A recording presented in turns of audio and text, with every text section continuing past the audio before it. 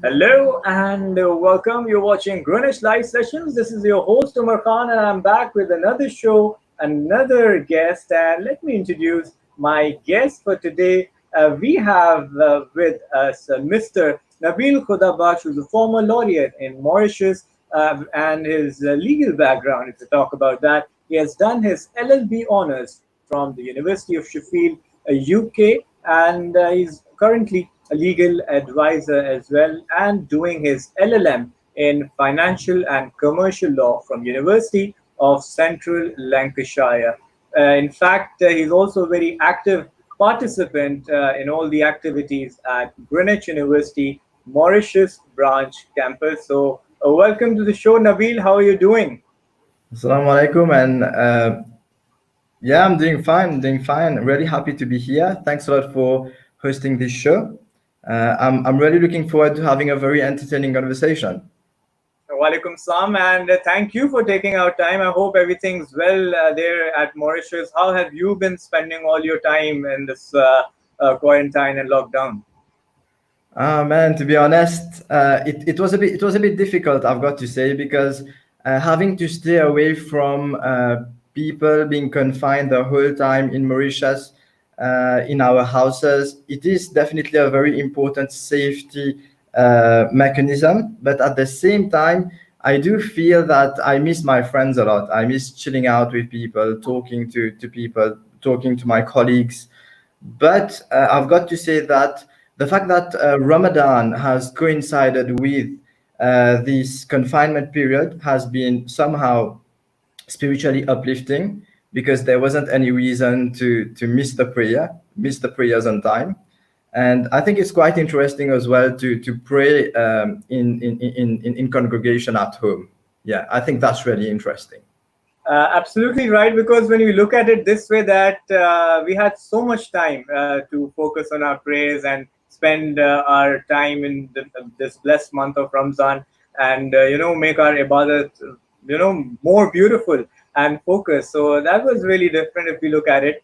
And how is Ramzan celebrated and spent in Mauritius? Because here in Pakistan, because of the lockdown, especially I'm from Karachi, so the nightlife is really alive. It's really lit over here. That after the iftari time, the markets are always, we call it Karachi, the city of lights. So it's all, the city of lights is right now during a bit, kind of dark these days. So how is Mauritius regarding that? Well, I think it's a bit of a similar situation, really, because Ramadan in Mauritius has always been magical. So in Mauritius, when I was a kid and until very recently, we always used to give some cakes to our neighbors, to our relatives, and we really used to make really effective use of the congregational prayers and that atmosphere of brotherhood and of community, to talk to our brothers and sisters, to share food with them. But this time, because of a confinement period, we are under strict monitor. The whole Mauritian population is under strict monitoring by the police, because you have to have a permit, a work access permit, to be able to move around, and that too, it must only be at work. So we are trying to avoid going to relatives and these sort of things, because we can be sanctioned by the police. Absolutely right, and it's really essential to follow these orders, because if we take it lightly, things can get really tough and difficult at the same time. Because we have the examples of first world countries like USA and Mhm. Italy, Spain, who took it very lightly and never took this thing seriously, and now they're under such big trouble that the numbers are just out of control. And Mhm. looking at Mauritius and Pakistan, the numbers are still in control, but we need to spread the awareness. We need to follow the protocols, the safety, Yeah, and the distancing protocols, exactly. using sanitizer, using the mask when we go out. So it's really essential, and we all individuals has a very big part to play for the safety of entire humanity. Definitely, I agree with that. Yeah, So, and talk. the protocols are here in place for a reason, right? Social distancing, these sorts of things. I think I think that something very fundamental about this whole COVID-19 crisis is that it's going to teach us that we should not only think about ourselves, but we should try to think about others. For instance, why do we wear that mask, right? To protect ourselves and to protect other people as well. So I think there's a lot of wisdom behind not, going out and trying to limit, to contain this virus. Absolutely, we do. And of course, talking about all the wonderful things you've been doing at such young age, I would like you to share your experience doing your LLB, at Sheffield, UK. For our students, there are lots of youngsters watching us who wants to, move on and even join Sheffield, UK, or have the experience. So if you can share your experience of the years you spent there and how was it to study there in the UK? Yeah. Well, thanks a lot for this question. It brings back so many memories. I feel really nostalgic about them. Alhamdulillah, I've got to thank God really tremendously for having given me this amazing opportunity of becoming a laureate in my country. And the government has actually sponsored my studies in Sheffield Law School. Wow. Sheffield University, to me, uh, is definitely one of the best places someone could dream to study. Why do I say that? It's because, firstly, it's because of the prestige of the university. Uh, that's one thing, right? Right. Secondly, it's because of the lecturers I had. I feel that most of my lecturers were very, very, very friendly, very easygoing, very down to earth. So there wasn't like, this kind of barrier between a teacher and the student. It was all, they used to treat you like some kind of a colleague.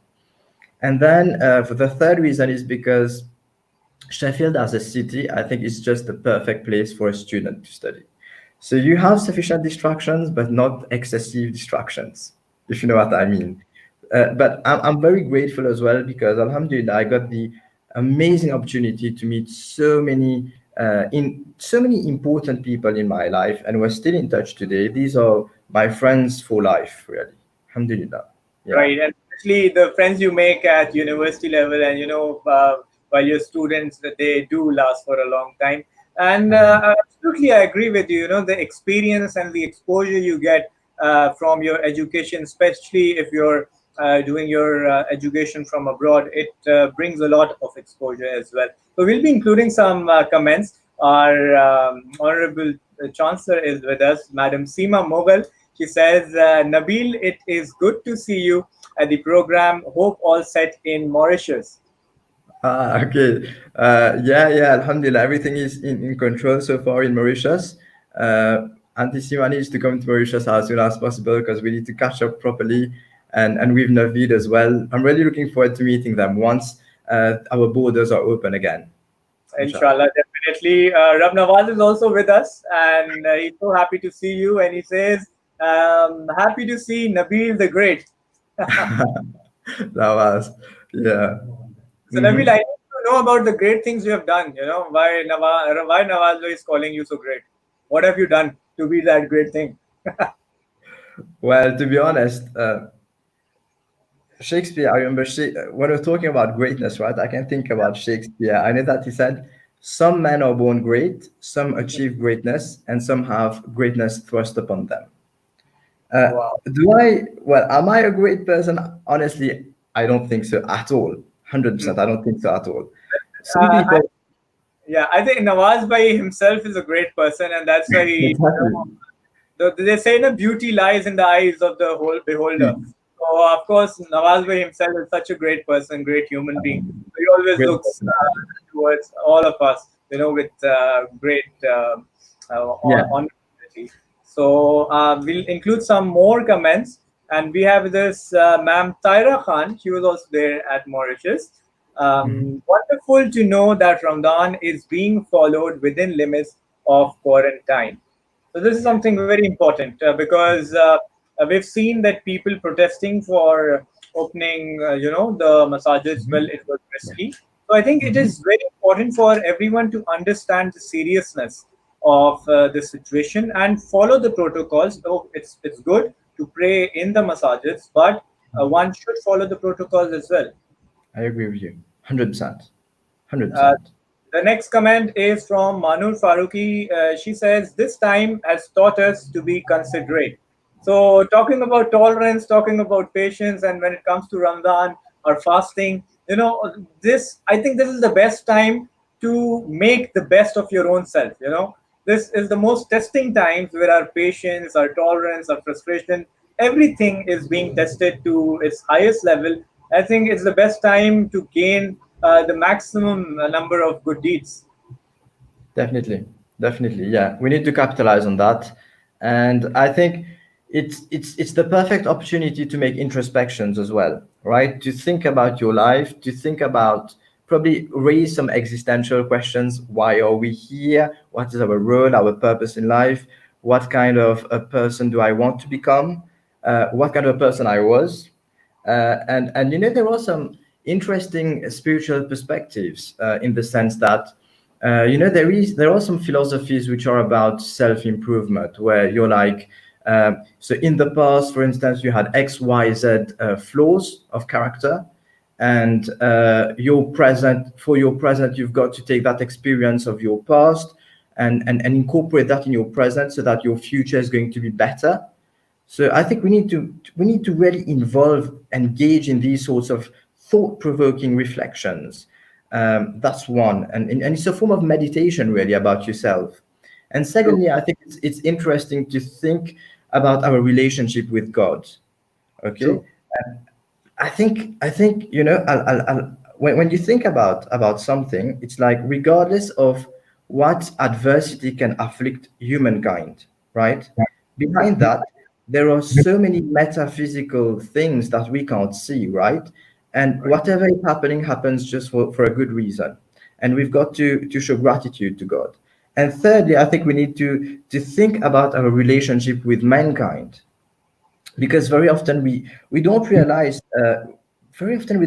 we might be doing things that inadvertently are hurting other people, right? So I think we need to think about these things.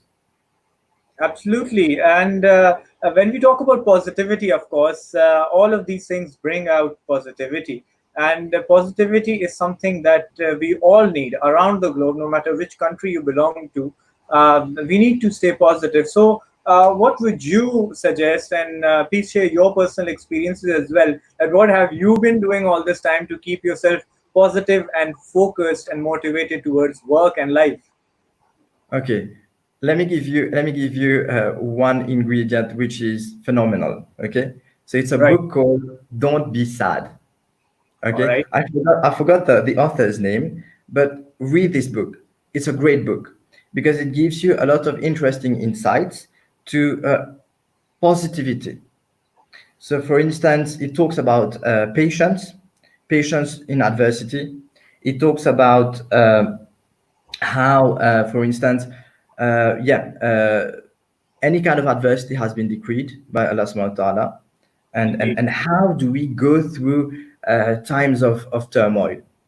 You know, I'll share with you some stories without disclosing the names of the people, right?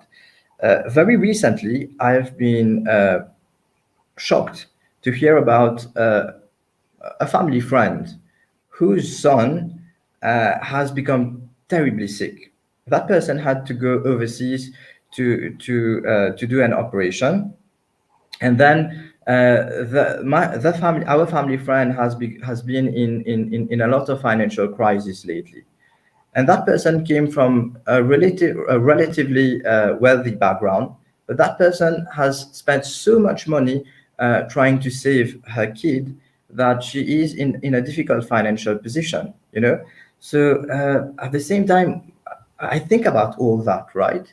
And then I think the lesson that we need to extract from these stories is that we need to be grateful. Gratitude is key.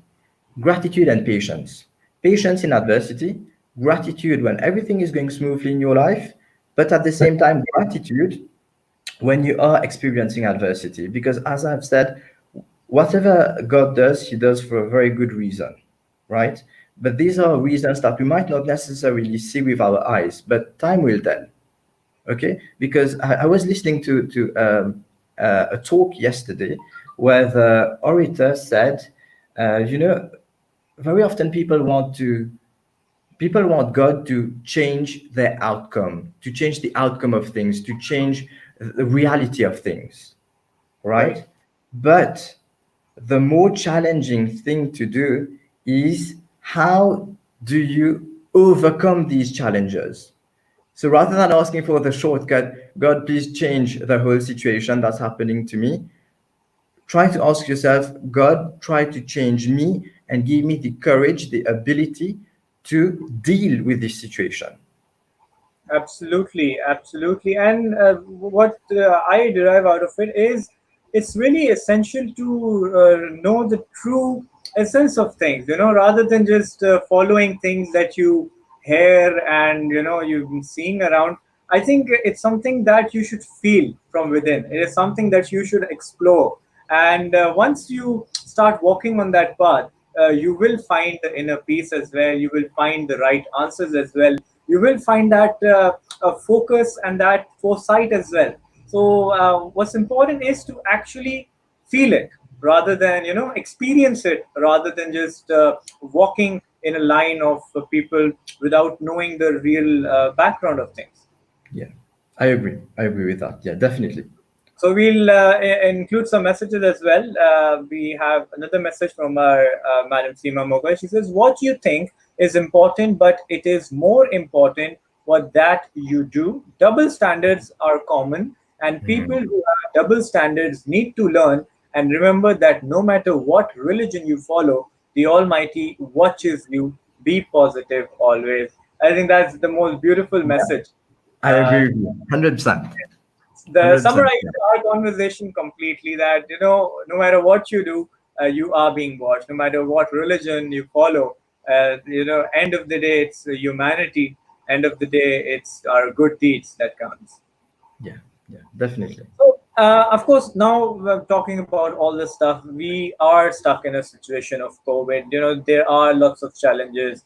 At the same time, there are lots of opportunities as well. Lots of people are really confused, scared, panicking. What will happen in the future? You're, of course, related to the legal field. So, I'll be talking about that.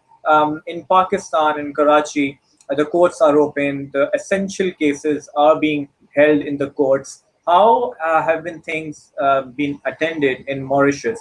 Are the courts open or have they switched to online cases? Please let our audience know about that. Yeah. So basically, what happens is there are telephone hearings that are happening, and basically they are trying to avoid at all costs having to go face to face, face to face. So what they're doing is they're trying to capitalize on online platforms and just using the virtual tools available, really. But I think not only in courts, but even in the education sector, right? They've Right. been using the online platforms everywhere. I think this whole COVID-19 situation has forced the Mauritian government somehow to create a certain online platform in, I'd say, the majority of professions. Yeah. So you think that in future, because the physical presence is quite essential, especially when we talk about attending cases and the court of law. So do you think that in future some online hearings could be possible? Because at times the physical presence is very essential. Uh, you know, so how do you think that the cases in future could be held online and the hearings and the decisions could be done without physical contact? Yeah, I think that definitely it is a possibility that in the future there might be certain cases that might be adjudicated online through I'd say through the platform through a secure platform.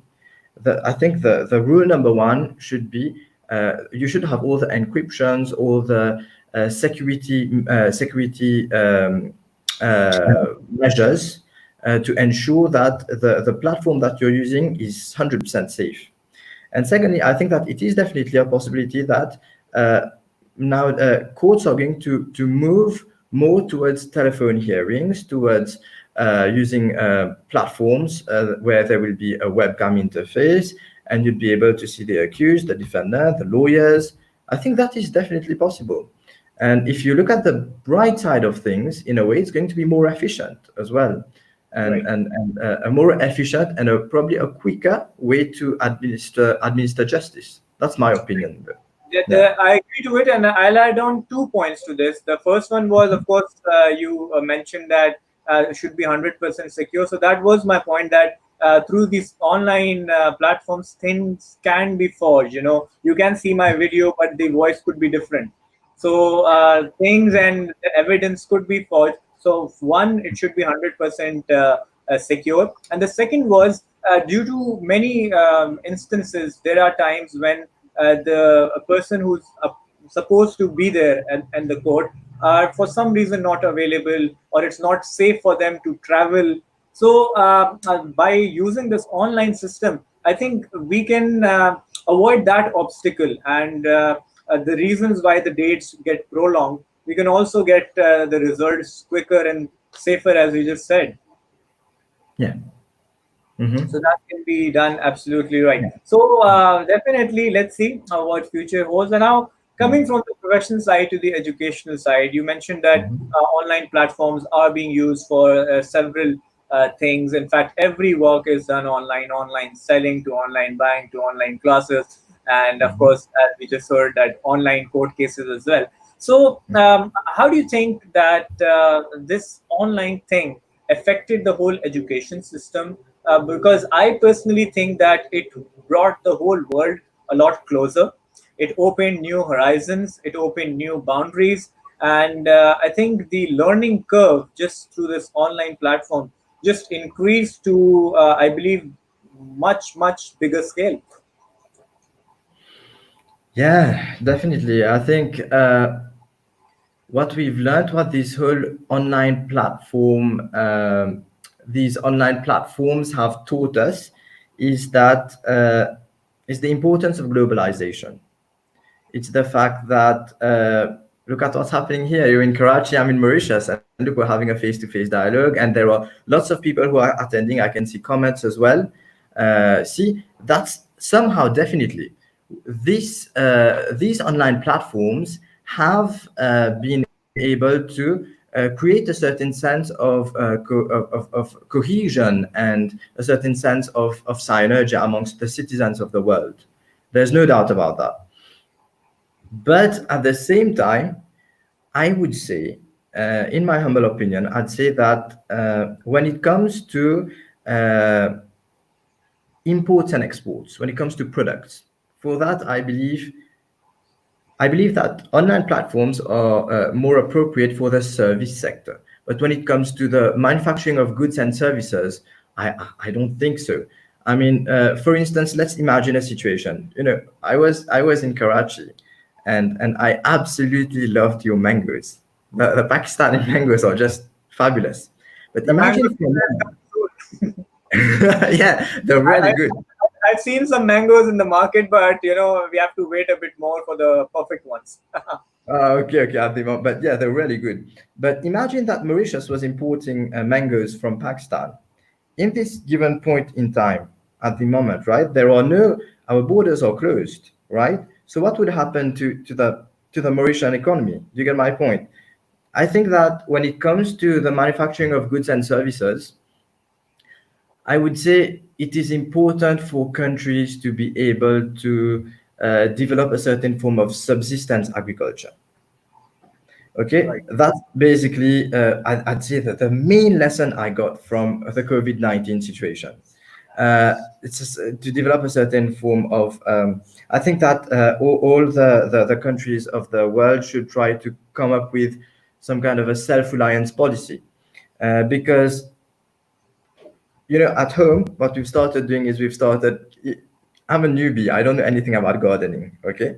But since food was becoming a bit of a problem in the sense that there were some people who used to, some sellers who were abusing a bit in terms of prices of vegetables and so on.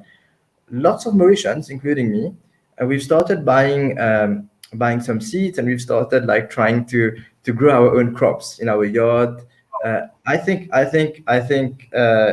Inshallah, I really want to come up with my own crops, so I don't have to. I can be self-reliant. Yeah. Wow, wow. That's absolutely brilliant, and I think everyone should do that.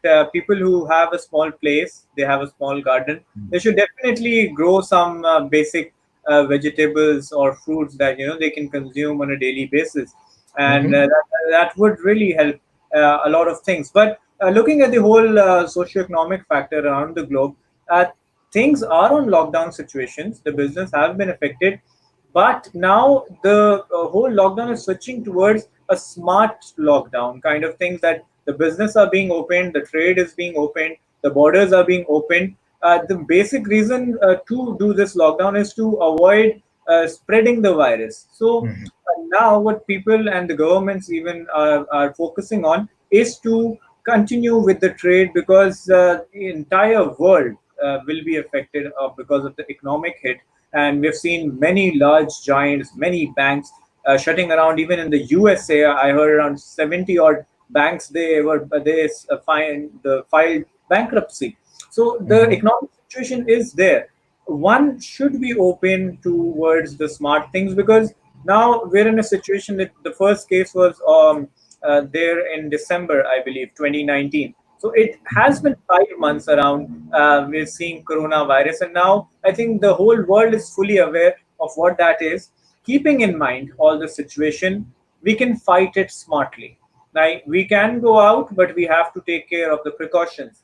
We can work in the industry, but we have to take care of the safety protocols. So things can be done. Life will come back to normal eventually, but Yeah. we need to be very smart and learn from all this time, and focus on things in a much efficient way. What do you think about that?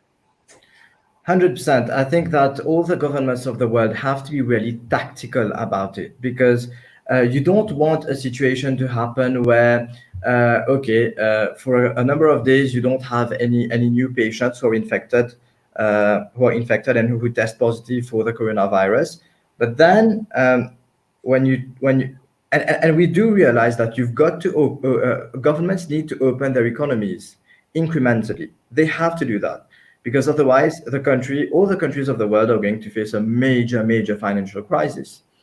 But at the same time, the governments have to be tactical in the sense that they've got to do it gradually, in phases. And the governments should come up with really strict laws, I'd say, to be able to ensure that um the citizens comply with the hygienic norms.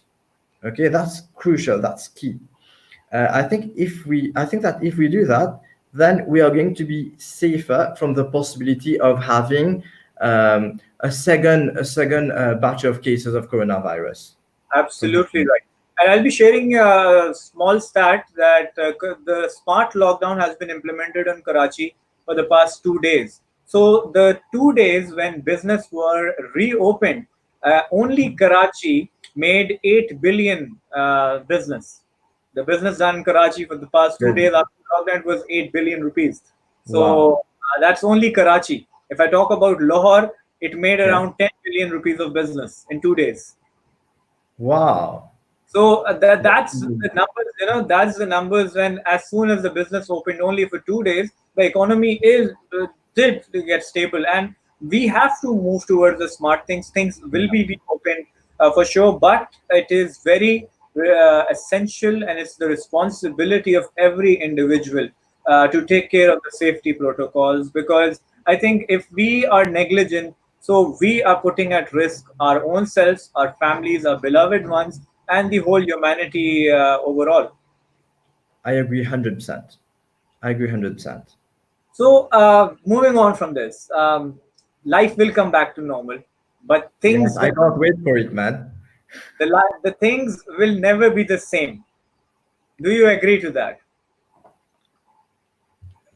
Things will never be the same. It depends what things exactly, like from which perspective. Right itself. I was reading this article that by in the near future, people will stop shaking hands.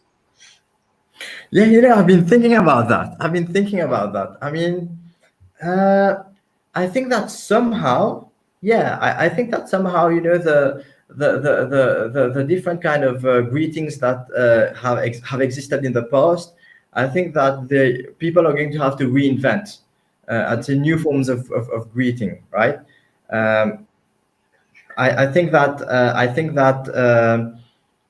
when it comes to these sorts of things, I think, yeah, there might potentially be some kind of an impact.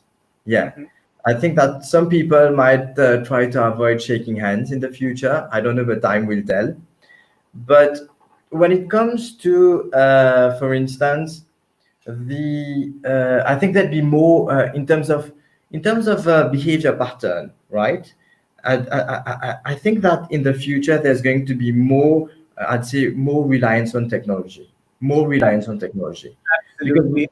And people yeah. will keeping in mind their contingency plans because they will be simultaneously working and be prepared for the worst. Because 6 months earlier, nobody thought that the whole world altogether could be shut down altogether, and we'll be facing such things in this modern technology time.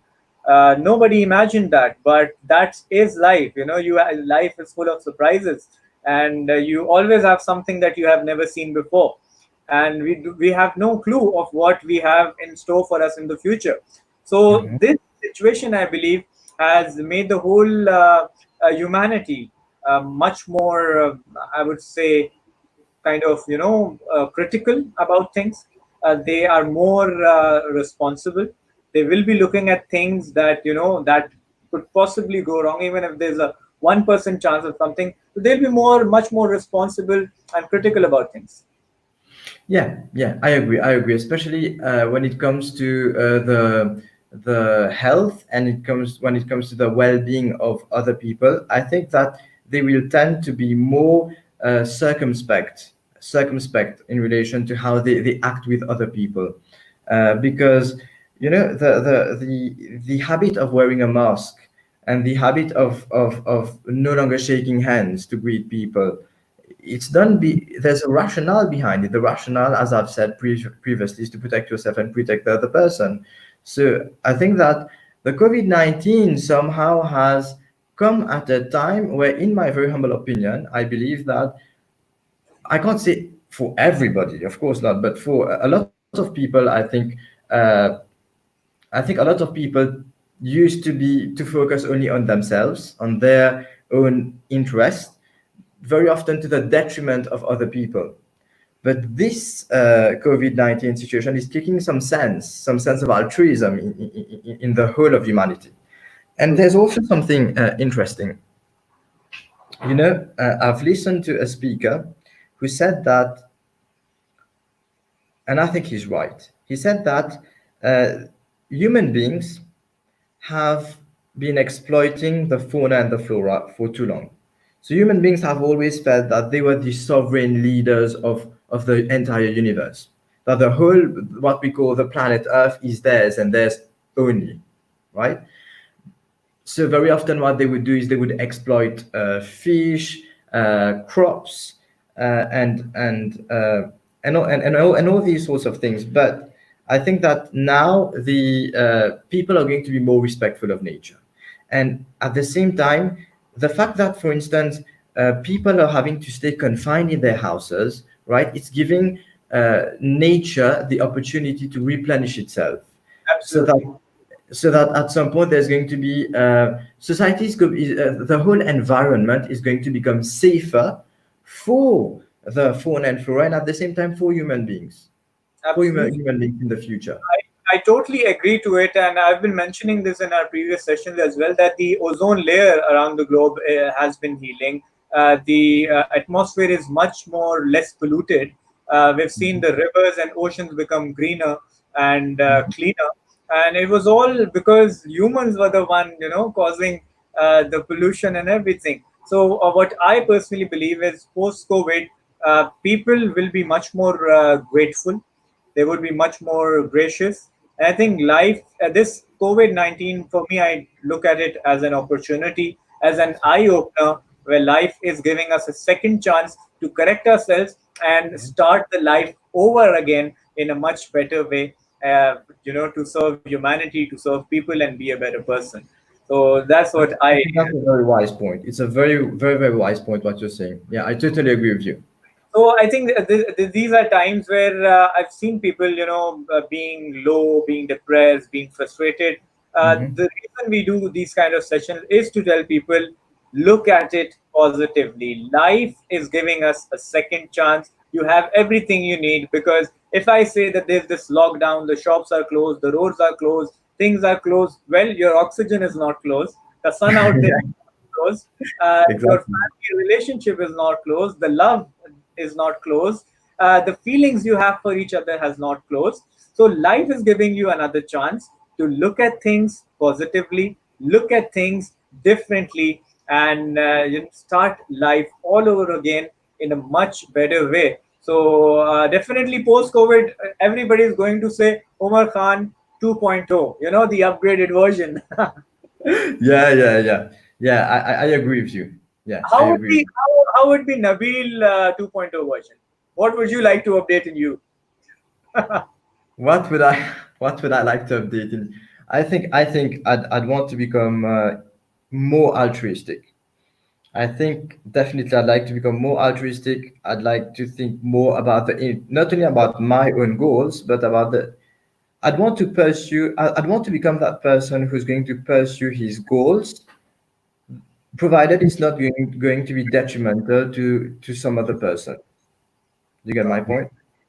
I I, do. I if for instance, let's imagine a situation, right? Let's imagine a situation where, imagining that, for instance, there is some kind of a job position that me and my colleague are competing to attain, and my colleague has got loans to pay, and I don't have loans to pay, right? And both of us work equally really hard. Now, both of us actually are aspiring to get this job, but I don't want to become the kind of Nabil who's going to say, okay, you know what, you don't have loans to pay, alhamdulillah, you're living a decent life, that person needs that money way more than you, so okay, let her get the job, don't apply for it, you know. Probably that's the kind of person I'd like to become. I'd like to become the kind of person who's going to stop thinking about profit making, you know, about that mentality where I've got to get everything right now and only me, that person shouldn't get anything. You get my Wow. point? I get your point. Inshallah. Inshallah, and I'll add something to it. I'll Yeah. share what I believe and what I, Yeah. pursue in life. Mm-hmm. Uh, I do not run after anything that is measurable in life. Now, what are the things you can measure? You can measure money, you can measure power, like a designation, you can measure materials like car, houses, or whatever. I don't run after that. You know what I run after in life? What is success for me? I run after the things that you cannot measure. Now, what are the things you cannot measure? It's respect, it's love, it's honesty, it's integrity. So these are the things I rush for in life. And believe me, if you have this inner peace in your life, if you have that respect and love from people around you, I think you're the richest person, you're the most successful I person in agree. the world. And if everyone can, be considerate and caring enough for everyone else and look after each other, I think we won't see any problems, we won't face any problems. And Nabil, the thing you shared, that we should be considerate, thinking about what our brothers and sisters are facing rather than thinking about ourselves. So I think this world would be much better place. And indeed, I'm loving this conversation, but we're still Same here, man. running out of time, and we definitely have to say goodbye with a very heavy heart. Can I, you just give me like 10 seconds for me just to add something really quickly? time is all yours. Take 1 minute. Thank you. Just 1 minute, yeah? Remember, Yeah, you started off this interview by quoting what Rob Nawaz was saying about greatness, right? You know, yeah. I'll tell you something that meets exactly what you're saying. Why do I say I don't consider myself to be great? I think that greatness is intrinsically linked to success, right? And I firmly believe that there are people, there are different forms of success. Some people might be successful in terms of their career. Some people might be successful in terms of their wealth. Others might be successful, for instance, in terms of their knowledge. They've got a lot of knowledge, lots of general knowledge. But to me, the richest and the purest form of success, the most absolute form of success, is in terms of kindness. True. I think I can count on my fingers how many people I've met who are doing extremely well, extremely successful in all areas of life. But when it comes to kindness, I think I've only met one or two people. And for you to become successful and great in terms of kindness and these divine attributes, right? I think that it's really rare to find. So, inshallah, maybe if you ask me, Nabil 10.0 on my deathbed, what kind of Nabil I'd like to become? So, I'd like to become the kind of Nabil who's going to look at his past life on his deathbed and is going to say, you know what? Um, yeah, I'm really happy with all the experiences I've got. Wow. And I can go to meet my Rab now without having any remorse. I'm ready for it. I don't think that I've hurt any human being or I've caused any injustice towards God. Okay, so yeah, I'd love to meet God now. Yeah. Wow, absolutely, and Inshallah. that's what our beliefs are. Definitely that person live a life, simply, humbly, help others, and we're always ready to meet our God, our Creator, or Almighty, and that's what our faith is. Live life not for yourself, for others, help people in need, be humble, and be at peace. So thank you so much, Nabeel. But before we leave, I need to ask you one last question. Yeah. Yeah. What would you like to say about our Greenwich family? Dude, Greenwich family is like my second family. When I remember when I came to Karachi, it was 2 years ago, right? That's when I met lots of people in Greenwich. I came to the campus several times actually. I loved the university, man. The campus, the architecture. I've had the opportunity to attend a class as well. One of the classes, I got the chance to befriend some of the students. Great people, man. It's a great place. I think what's even more interesting is the fact that Greenwich, there's a branch campus in Mauritius as well of Greenwich, man. Right. So I think it's really amazing the fact that Greenwich, that Pakistan, a Pakistan university, Greenwich has been able to export intelligence. Okay, I think that Greenwich has got. I know the lecturers from Greenwich University. They are top lecturers. I know the kind of vision that the university has, the aspirations that the university has for its students, especially Antissima. I've interacted with her several times. We've talked a lot, and I can tell you that she is a visionary and True. that she is an excellent leader. And I think that, inshallah, you will find that the university is going to go really far. I've got no Inshallah. doubt about it. And the students as well, especially, these honoris causa. I attended the convocation ceremony, right?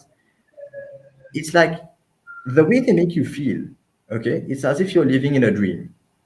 True. Like, wow, you can see drones in the sky, everybody's really well dressed. It's just difficult to describe. And I've been asking the organizing committee, right? Like, how did you go about it? And they're like, we've been working for months.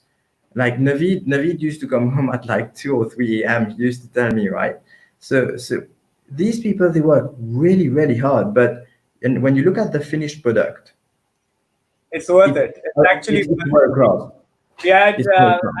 I'm an alumni of Greenwich. I've been on that convocation stage, and I've also worked behind the stage for the working. And believe me, I'll just share it with all the audience. So we work like a family, where we don't see that there's day, we don't see that there's night. All our seniors, all our bosses, even our chancellor, our registrar, our student provost, everyone is there, till 4 a.m. in the morning. We work endlessly. Wow. We're just working for days and days. We even sleep at the campus if needed. But it's worth it because when we, as you said, we see the final product, Yeah. we feel proud of it, and everyone else also enjoys it.